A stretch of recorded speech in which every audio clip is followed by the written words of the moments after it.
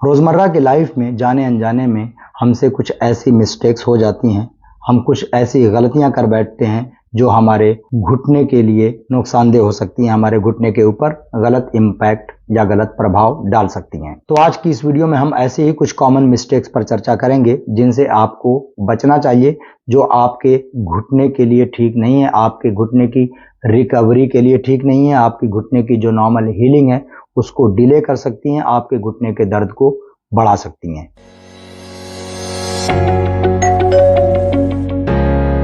दोस्तों, अंग्रेजी में एक कहावत है, खास तौर से ज्वाइंट या मसल पेन के लिए, precaution is better than cure. यहाँ पर हम घुटने के दर्द की बात कर रहे हैं, तो घुटने के दर्द को ठीक करने के लिए आप बड़े से बड़े डॉक्टर का इलाज करा रहे हैं, लेकिन रोजमर्रा की लाइफ में कुछ ऐसी गलतियां भी कर रहे हैं जो आपके घुटने के ऊपर गलत इम्पैक्ट डालती हैं। तो अगर आप इन गलतियों के ऊपर कंट्रोल नहीं करेंगे तो आपका ट्रीटमेंट भी सक्सेसफुल नहीं होगा। तो आइए देखते हैं कि वो मिस्टेक्स जो आपसे रोजमर्रा की लाइफ में जाने अनजाने में होती हैं वो क्या हैं, जिनसे आपको बचना है।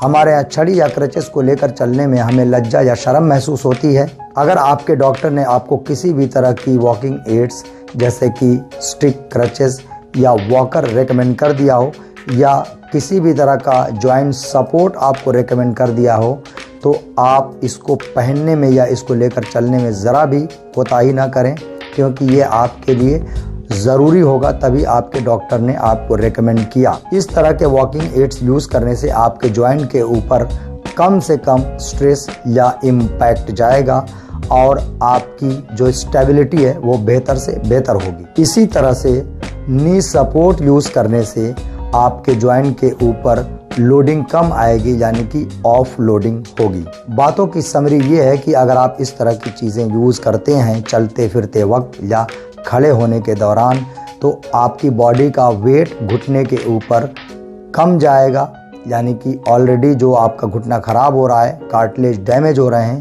वो घिसना और टूटना फूटना कम होंगे और आपको आपके दर्द में भी आराम मिलेगा। बहुत ज़्यादा रेस्ट या बहुत ज़्यादा सीडेंट्री लाइफ स्टाइल न रखें। इससे दो तरह के नेगेटिव इम्पैक्ट आपकी लाइफ या आपके घुटने के ऊपर पड़ सकते हैं। नंबर एक, बहुत ज़्यादा सीडेंट्री या रेस्ट वाली लाइफ से आपके घुटने के चारों तरफ की मसल्स वीक हो जाती हैं, उनका जो स्ट्रेंथ का ग्राफ है काफ़ी डाउन हो जाता है, जिससे आपके घुटने या घुटने के ज्वाइंट के सरफेस के ऊपर पड़ने वाला जो बाहरी इम्पैक्ट है उसको जो मसल्स कंट्रोल करती हैं वो अगर वीक हो जाती हैं तो वो कंट्रोल कम हो जाता है, खो जाता है, और ये इम्पैक्ट या ये बाहरी लोड या स्ट्रेस घुटने के ऊपर ज़्यादा पड़ने लगता है। दूसरा नुकसान, आपकी बॉडी का वेट बढ़ने लगता है, जो आपके घुटने के लिए अच्छा नहीं है। घुटने को एक ही पोजीशन में बहुत ज़्यादा देर तक ना रखें, इससे आपके घुटने में अकड़न आ सकती है और इसके अलावा आपके घुटने का दर्द भी बढ़ सकता है। बैठने के कुछ गलत पोस्चर आपके घुटने या घुटने के दर्द के लिए ठीक नहीं है,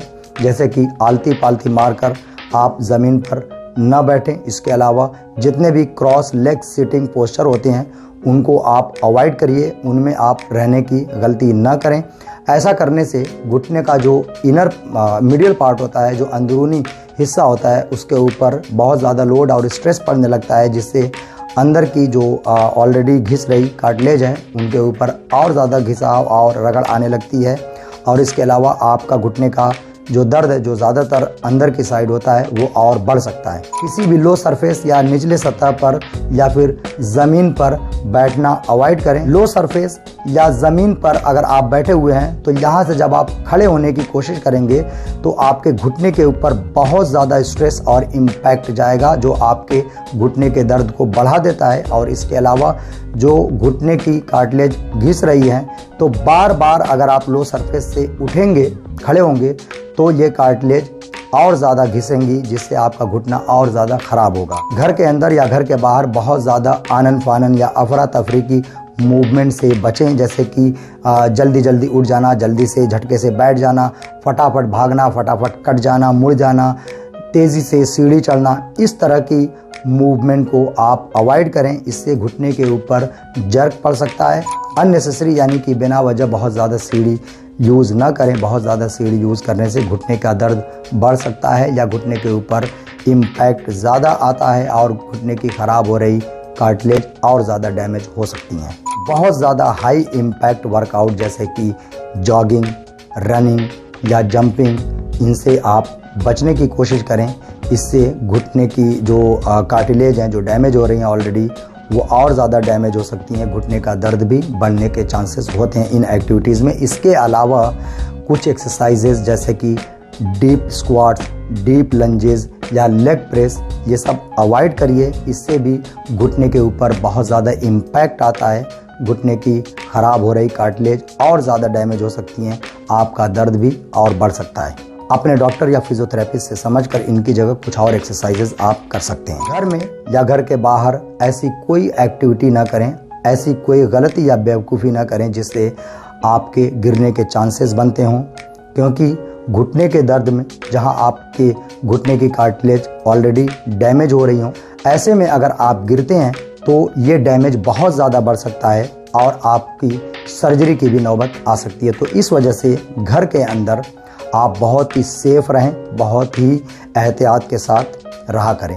ये गलती अक्सर हम कर देते हैं कि घुटने का दर्द जैसे ही ठीक होता है या कम हो जाता है तो हम इसके लिए जो एक्सरसाइजेज या फिजियोथेरेपी कर रहे होते हैं वो फ़ौरन ही रोक देते हैं। तो आप ऐसी गलती ना करें। आप अपने घुटने के अंदर एक स्टेबिलिटी लाएं, एक स्ट्रेंथ लाएं और धीरे धीरे आप एक्सरसाइजेज को कम करें, बल्कि उनको रोकने की ज़रूरत नहीं है। आप एक रूटीन बना लीजिए और हफ्ते में 2 दिन या 3 दिन ये एक्सरसाइजेस करते रहिए, जिससे आपके घुटने की स्टेबिलिटी और स्ट्रेंथ बनी रहे। तो दोस्तों, उम्मीद करता हूँ कि इस वीडियो की ये सारी बातें आपको समझ में आ गई होंगी।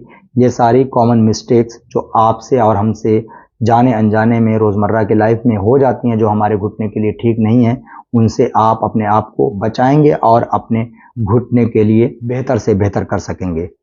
अगर फिर भी आप कुछ पूछना चाहते हैं तो कमेंट बॉक्स में ज़रूर लिखिए। कमेंट बॉक्स में और भी आप मुझे सुझाव दीजिए ताकि मैं अपनी वीडियोस को बेहतर से बेहतर कर सकूं। वीडियो को लाइक कीजिए, ज़्यादा से ज़्यादा लोगों को शेयर करिए ताकि और भी लोग इससे फ़ायदा उठा सकें। अगर आप चैनल पर नए हैं तो चैनल को सब्सक्राइब करने के साथ साथ बेल आइकन भी दबाइए ताकि मैं कोई भी वीडियो बनाऊँ तो उसकी नोटिफिकेशन आपको मिलती रहें।